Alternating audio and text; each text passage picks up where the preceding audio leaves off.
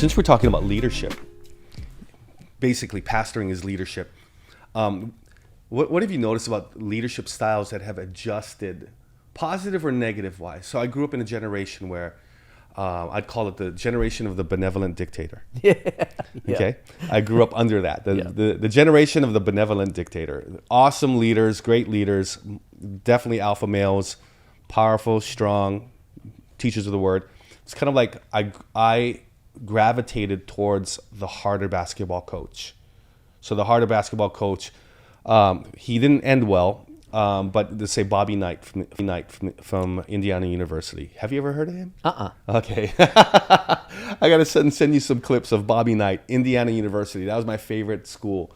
Wanted to go there when I was a little kid. I'd play for Bobby Knight, but he was really they called him a tyrant. Okay. Then I would have loved a guy like Mike Krzyzewski, who just retired. He was the understudy to Bobby Knight, Duke University, probably won the most next to him and Adolph Rupp from Kentucky and Dean Smith. They won the most titles. But Mike Krzyzewski, he just retired 2 years ago. So the changing of the guard of leadership is from a very dictatorial, my way or the highway style, to having that tail end of that style and be able to coddle athletes that are one and done. You know what I mean? Yep, Going totally. for 1 year and then they turn pro the next year. Yep. What have you noticed about church leadership styles from senior pastors in this new generation versus the older one? Well, definitely there is a shift underway, and it's necessary from the perspective of you can't be the old school dictatorial, benevolent dictator, as you said before, with the generation that we have now. Literally, they will walk away.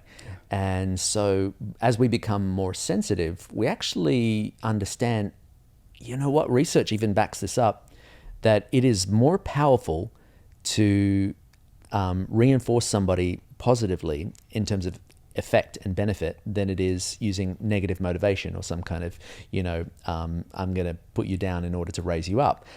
It's basically the understanding that a pat on the back is only a few vertebrae away from a kick in the pants. And so if it's more powerful to encourage somebody to build them up and you're going to get better results through positive reinforcement than you are negative reinforcement, well, maybe, just maybe we should learn. Well, especially in today's society, because, if I've been getting negative reinforcement, now all of a sudden it's reinforcing how I don't feel about myself, how I do feel about myself. More in today's society. When we were kids growing up, culture's just being hard, and some people thrived on that. You know what I'm saying? But it's a little bit like parenting. That was the old school parenting style as well. The belt, the paddle, the authoritarian, parent who would come on in and it's my way or the highway. And look, that military style, stereotype it had its day, but it had also, people are still burned from that. And so we now know through research that not authoritarian, but authoritative is the best way to parent. And so we understand that it's good to have firm boundaries. It's great to have high expectations, but you've got to start first with the relationship. That rules before relationship results in resentment and rebellion, but relationship before rules results in respect, and respect is the holy grail. And when you think about it, think about those Hollywood movies that are a dime a dozen. They've made it, 18,000 different ways, sliced and diced. It's the football team, the basketball team, the ice hockey team, pick a team.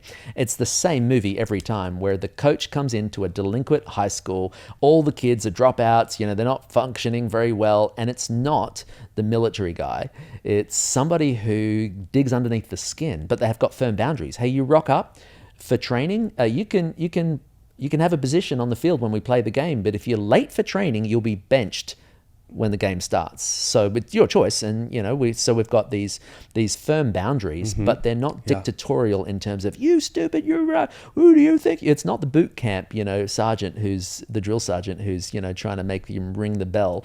It's somebody who gets underneath their skin. And I love this part. At the end of the movie, not only do they win the pennant, but the students or the players, they're improving in their GPA. Their academics are improving because they need a certain GPA in order to stay on the team. And so my question is, what is it that the sporting coach understands that the geography teacher, the maths teacher, or the science teacher just doesn't get?